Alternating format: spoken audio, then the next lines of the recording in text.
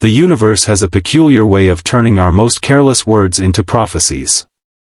As Emma stared at the wedding band on her finger, she couldn't help but laugh at how a throwaway joke had completely transformed her life. If you're enjoying this story of fate's unexpected twists, please hit that like button and subscribe to our channel for more heartwarming true stories that remind us how life's greatest gifts often arrive in the most unexpected packages. It was a rainy Tuesday evening when Emma Collins declared to her friends, "I'm so done with dating apps. I swear I'll marry the first man who walks through that door." The small group of women erupted in laughter, clinking their wine glasses in the cozy corner of Rosie's café where they gathered every week. At 34, Emma had endured enough disastrous first dates to fill a memoir. Her career as a pediatric nurse was fulfilling, but after watching countless friends settle into married life, she couldn't ignore the empty space beside her each night. "Be careful what you wish for," warned her best friend Tara, nodding toward the cafe entrance just as the bell chimed. Emma turned, still laughing, to see a tall man shaking raindrops from his jacket. His dark hair was slightly damp, and he carried a pink backpack decorated with unicorn stickers alongside his own worn leather messenger bag. What caught Emma's attention wasn't his broad shoulders or the way his eyes crinkled when he smiled at the barista. It was the small hand he held, belonging to a little girl about 6 years old with wild curls and mismatched rain boots. "I think the universe is calling your bluff," Tara whispered, nudging Emma who couldn't seem to tear her eyes away from the man. "Very funny," Emma replied, but something about him made her pause. There was a gentleness in how he knelt to help his daughter remove her raincoat, patiently listening as she excitedly recounted something that had happened at school. The cafe wasn't large, and as fate would have it, the only available table was next to Emma's group. As the man and his daughter settled in, Emma couldn't help but overhear their conversation. "Daddy, can I have hot chocolate with extra marshmallows?" "I got a gold star in math today," the little girl asked, her eyes wide with hope. "Of course, Lily. Gold stars definitely deserve extra marshmallows," he replied with such warmth that Emma felt something stir inside her. When Lily accidentally knocked over her water glass, sending it spilling toward Emma's table, worlds collided. Emma quickly grabbed napkins, helping to contain the small flood before it could reach her friends' purses. "I'm so sorry," the man said, his deep voice tinged with embarrassment as he rushed to help. "Lily, remember what we said about being careful with our drinks?" "It's okay," Emma assured them both, smiling at the little girl whose eyes had welled with tears. "Accidents happen. I'm a pediatric nurse, this is nothing compared to what I see at work." "You're a nurse? That's so cool!" Lily exclaimed, tears forgotten. "My daddy's a teacher. He teaches big kids about history." "Is that so?" Emma replied, looking up to meet the father's eyes. They were a warm hazel, crinkled at the corners from what she suspected was frequent laughter. "James Bennett," he said, extending his hand. "And this hurricane of energy is my daughter, Lily." "Emma Collins," she replied, feeling an unexpected flutter as their hands touched. What began as a chance encounter evolved into conversation. Emma's friends, recognizing something special unfolding, made excuses to leave early, with Tara whispering, "Remember your promise," as she departed with a knowing wink. James and Emma talked until the cafe was nearly empty. She learned that he had been raising Lily alone since his wife died of cancer 3 years earlier. The pain was still there in his eyes when he spoke of her, but it was clear he had found a way to keep moving forward for his daughter's sake. Emma shared stories of her work at the Children's Hospital, her dream of someday opening a summer camp for kids with chronic illnesses, and her collection of vintage teapots that her friends found endlessly amusing. When they finally noticed the time, James looked apologetic. "I should get Lily home for bedtime. She turns into a gremlin if she's up past 8. "I do not," Lily protested through a yawn. As they gathered their things, James hesitated. "This might sound forward, but would you like to join us for pizza and a movie on Friday? Lily gets to pick the movie, so I should warn you it might involve princesses or talking animals." Or princess animals that talk," Lily added enthusiastically. Emma smiled, feeling something she hadn't felt in years, genuine excitement about seeing someone again. "I'd love that." That Friday night changed everything. Emma arrived at their modest home bearing homemade cookies and a children's book about a nurse who moonlighted as a superhero. Lily was instantly smitten, dragging Emma to see her room, her collection of rocks, and the family of snails she was observing in the backyard. James watched from the doorway, a complicated mix of emotions crossing his face. Later, after Lily had fallen asleep during the movie and been carried to bed, he confessed to Emma over glasses of wine. "I haven't brought anyone home since Sarah died. I didn't think I could," he said quietly. "But watching you with Lily today, it felt right somehow." Emma understood the weight of his words. "She's wonderful, James. And I can see how much you've poured into being both parents for her." "It hasn't been easy," he admitted. "There are days when I feel like I'm failing her completely." Sarah was the organized one, the one who remembered dentist appointments and knew how to braid hair. "I'm still learning." "The fact that you're trying so hard means you're not failing," Emma told him, surprising herself with how much she already cared about this little family. Their relationship developed slowly, mindfully. James was cautious, protective of Lily's heart as well as his own.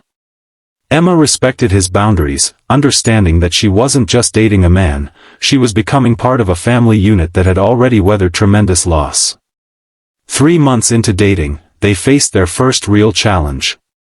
Lily came down with a high fever that wouldn't break, and James called Emma in a panic at 2 a.m.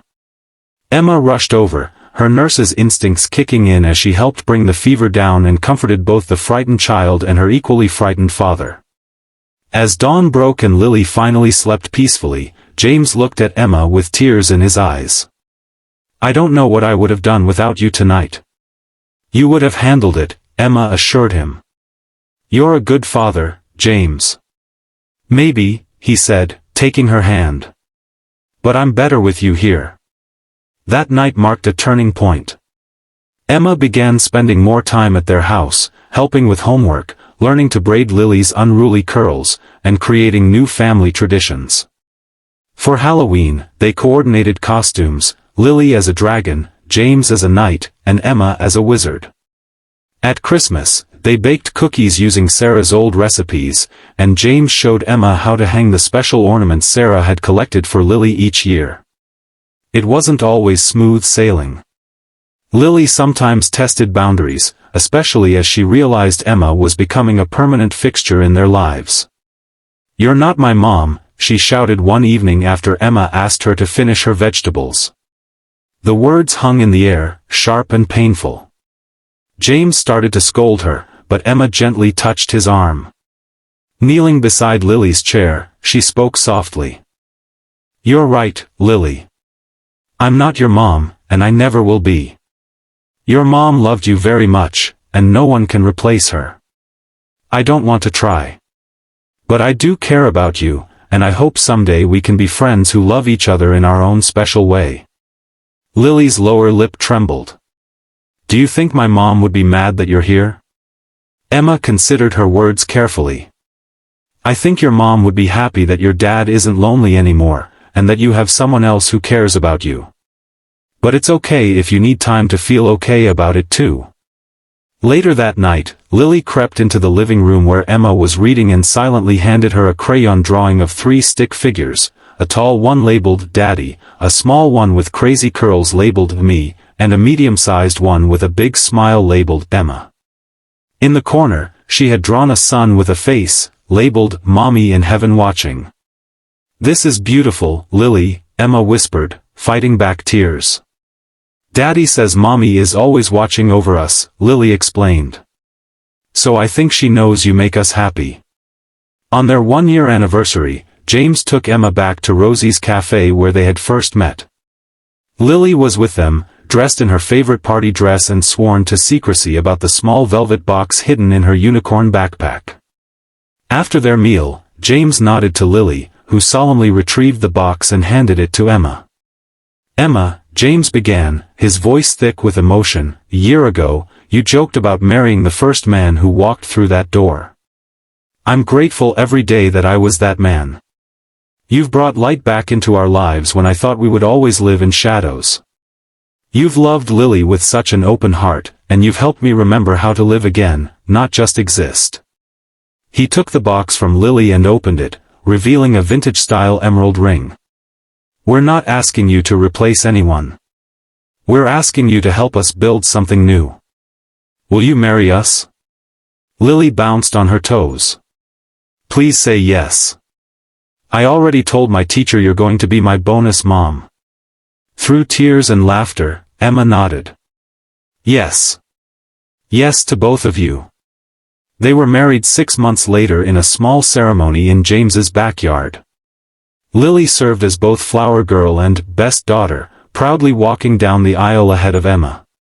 On a small table near the altar, they placed a framed photo of Sarah, acknowledging that she would always be part of their family story. Emma's vows included promises not just to James but to Lily as well. "I promise to honor your mother's memory, to help keep her alive in your heart, and to create a home where we can all feel safe, loved, and free to be exactly who we are." 2 years into their marriage, their family grew when Emma gave birth to twins, a boy and a girl. Lily embraced her role as big sister with pride, telling anyone who would listen about "my brother and sister" without any qualifiers or explanations needed.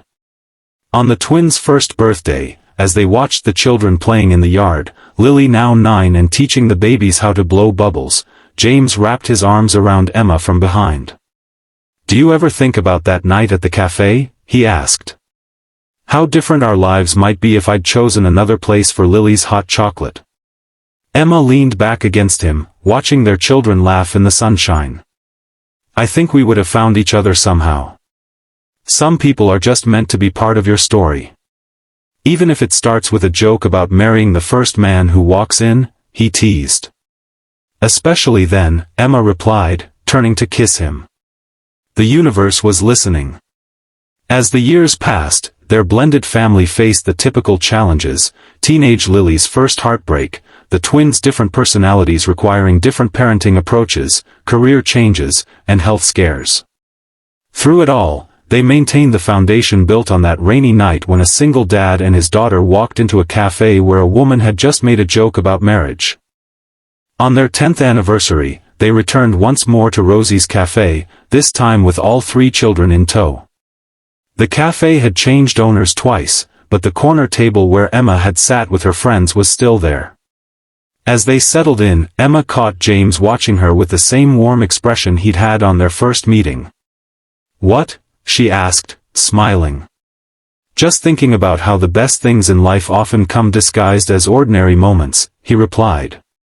"One minute you're just a tired dad taking your kid for hot chocolate, and the next you're meeting the woman who will change everything." Emma reached across the table to take his hand, wedding band gleaming in the cafe light. "And sometimes the jokes we make turn out to be the truest things we ever say." If this story touched your heart, please don't forget to like this video and subscribe to our channel. Life's most beautiful stories often begin with unexpected meetings and casual words spoken without knowing their power. Sometimes, the universe has plans far greater than our own, turning our light-hearted jokes into the very prophecies that lead us to our greatest happiness. Thank you for joining us for this journey of love, loss, and the beautiful new beginnings that can emerge when we open our hearts to unexpected possibilities.